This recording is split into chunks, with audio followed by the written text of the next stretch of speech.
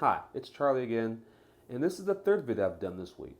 But this one's going to be not as technical as my previous video about mono records. This one's going to be a pretty much straightforward video about a particular album that I have, and that means it has some meaning for me here. And that album would be, yes, 90125, which came out in November of 1983. In fact, I remember buying this album as my birthday gift, and I bought it 2 weeks later after the album was released. And at that time, 1983 was an important year in my life because in that May I had just graduated from high school. I had a rather tumultuous summer with my friends and everything. Most of us were preparing to leave our hometown to go to college. In the time frame of November, when this album came out, I recall some of my friends having a hard time adjusting to college life away from home.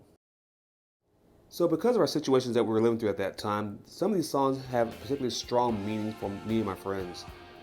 But still, this is Yes's comeback album, basically. They had broken up, or at least they had split apart and gone their separate ways for a while. And maybe, just maybe, they were inspired to get back together again with the success of Asia. I believe the timing of the release of this album was perfect for the band. MTV was making us rise to become the powerhouse that it was, owner of A Lonely Heart, which became their first and so far only #1 song in America.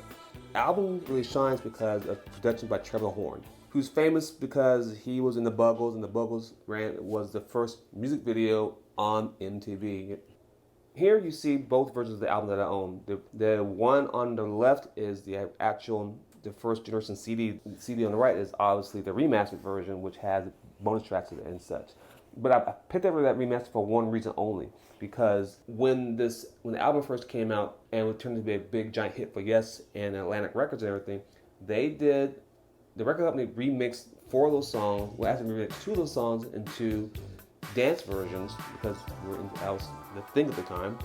So it was only available on cassette tape, and I had that for a very long time until the tape broke, and I never was able to replace it until I got that remastered CD. So that's the reason why you see me here double dipping, which is my term for buying the same thing twice or many times over. I think my best memory of this album is not really so much the album, but the emotions that it brings out and the memories that it springs in my mind.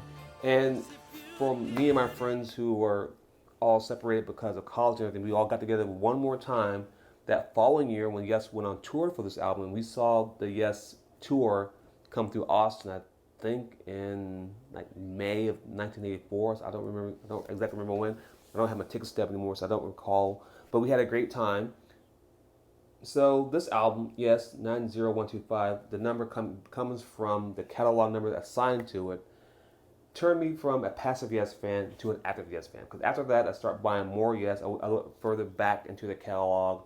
I think the next album I got after that was Fragile. Hey, yeah, it was Fragile. I remember it vividly because I bought Fragile on cassette right after I got this album here. And that just opened it up to a much greater world of Yes music and things.